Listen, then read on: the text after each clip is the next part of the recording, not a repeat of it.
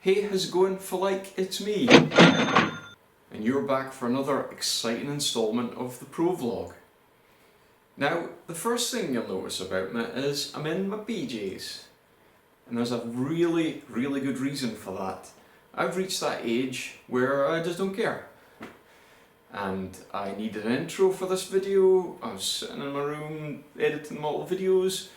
I thought better just go and get it done because I want to get this video done. So, thank you for joining in again, or if this is the first time you watched, thanks for coming along and having a look. In this episode of the Pro Vlog, we're going to be assembling the structure for holding the radiator and the fuel cell, which is going to be hanging off the back of the car. Now, I'm not going to say that I've copied James Dean, because that would be rather naughty, just copying somebody else's vlog, and it's not very creative watching somebody copy somebody else's vlog. So we're going to say I took creative ideas from James Dean and decide if I did it better or Daigo Saito did it better, but Daigo is the man, to be honest. Right, I'll show you what I got up to making this crash structure. Let's go. One of the things we're starting to realise with building a professional car is you need to buy more professional tools. Something I've been a little bit shy on doing before because more tools are more money. This is a professional-ish pipe notcher, and I'm going to need this for cutting the notches out of my 38mm pipe for the crash structure, for the mounts for the roll cage, the mounts for the radiator, and also the crash structure at the front of the car when I get around to doing that. So this is a handy little jig. I've got it set up like this so you can get a good look at it, but effectively you put a battery drill or electric drill on the end of here, and that turns this hole saw, which is set up in line with the pipe, and it cuts a really nice notch out of it. I'm going to have to turn it round in the vise to get the drill on it to show you it working. This is the first time I've done it, so fingers crossed, let's see how it comes out.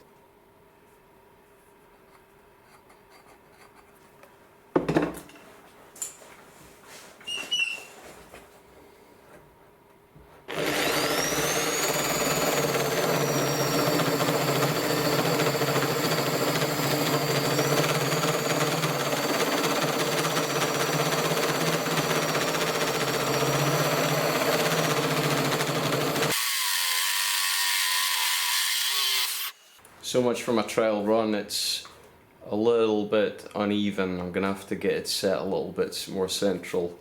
It's a little bit too far down.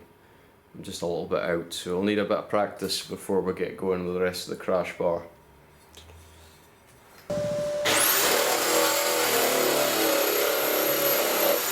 Turns out second time's the charm. That's a lot better. And how does it fit onto the 38mm pipe? Well, look at that. It's beautiful.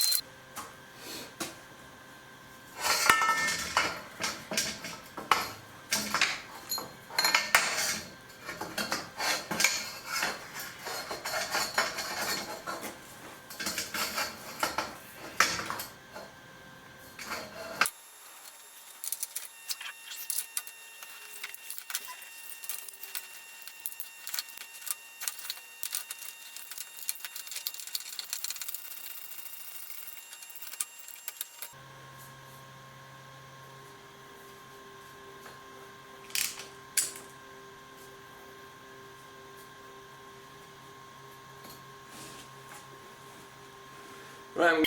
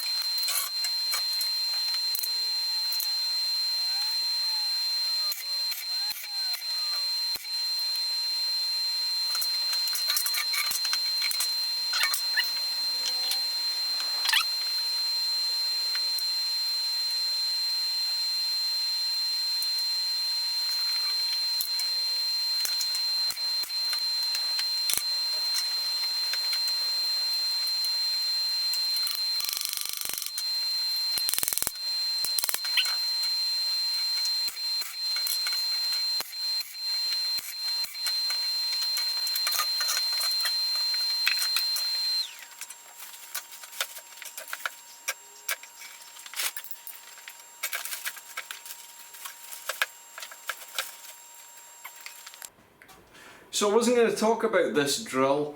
This is something that my first company I worked for, I did my six-year apprenticeship in engineering. We bought so much tools through the, you had to buy tools through the company, you got discount, because they were buying so much tools, it was like 400 apprentices. So the company was giving them like vouchers towards tools as like a goodwill gesture, amount of money we're spending. And it would have been very easy for the people in charge to just spend all the money. If they didn't, what they did was they raffled off the vouchers, and everybody got a chance of getting something out of the special offers catalogue.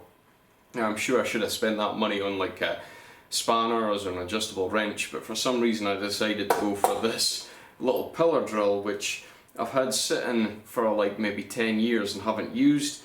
And I've just plugged it in, fired it up, and it works fine. And I thought it might be a bit too light duty to cut the 38mm holes. I need little blanking caps for going in the end of the tubes, and hey, it seems to be doing the job. So I think it deserves a little mention, a little Kennedy pillar drill. Is it Kennedy? Osaki? Osaki? Osaki?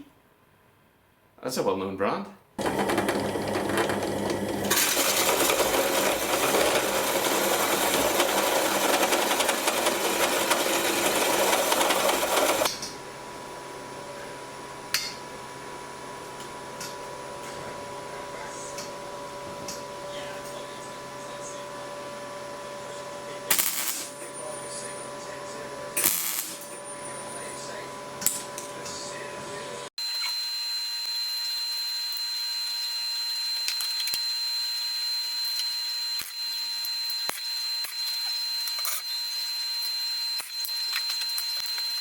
So that's me all tacked together. I'm happy with how it's came out. This particular bar here took a little bit more time for me to sort out. I had to go back and I had to sort out the bends a little bit, but I'm happy with that now. Everything's tacked together. I've had a sneaky little test fit in the car. I'm happy with where it's sitting. Yeah, I'm going to go ahead and weld this up, and then we can get it tacked into the car.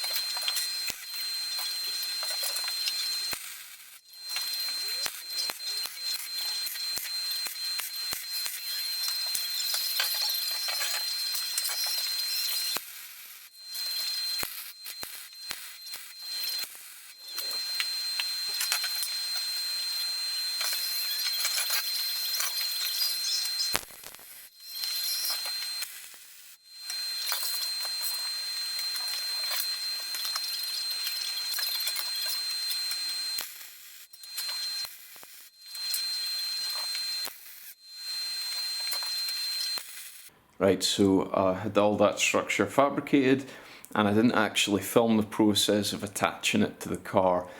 Reason being, I was more in a hurry just to get the job done, and I wasn't sure how it was really going to come out, and I'm really happy with the results, so I'll give you a look at that now.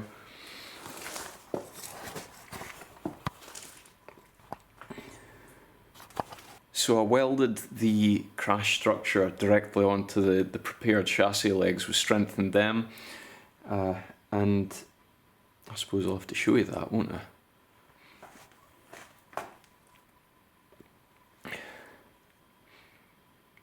So I welded the crash structure directly onto the prepared chassis legs. Now I strengthened them with 2mm plate, just to, I suppose, just to give the structure a bit of strength, because this is a jacking point. Something I was a bit concerned about, because it doesn't look strong enough to hold the car, and I've tested it now, and it does lift the whole, basically the whole length of the car. And I think it's mainly to do with this gusset. This gusset welds underneath and welds onto the structure, and it gives it a lot of strength. Get a look at this.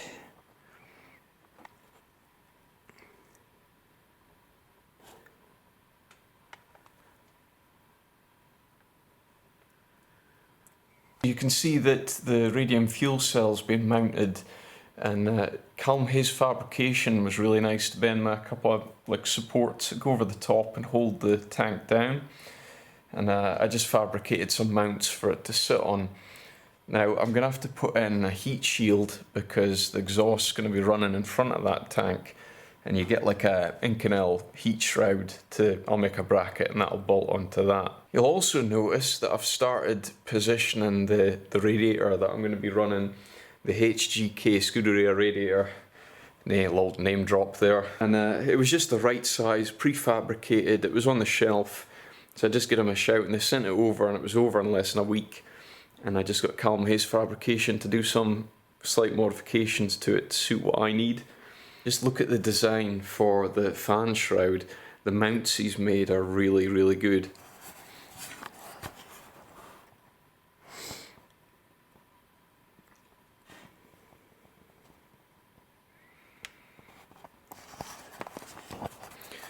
And obviously I'm not going to be holding it on cable ties, that's my next job. I'm going to have to fabricate mounts for holding the radiator in. And that's another episode of the Pro Vlog. Thank you very much for watching. In the next episode we're going to be removing the RB26 engine and the Samsung sequential gearbox, and we're going to be stripping it down for some work. Drop any comments you have down below, hit that like button, and remember to subscribe to the channel. Catch us next time, see you later.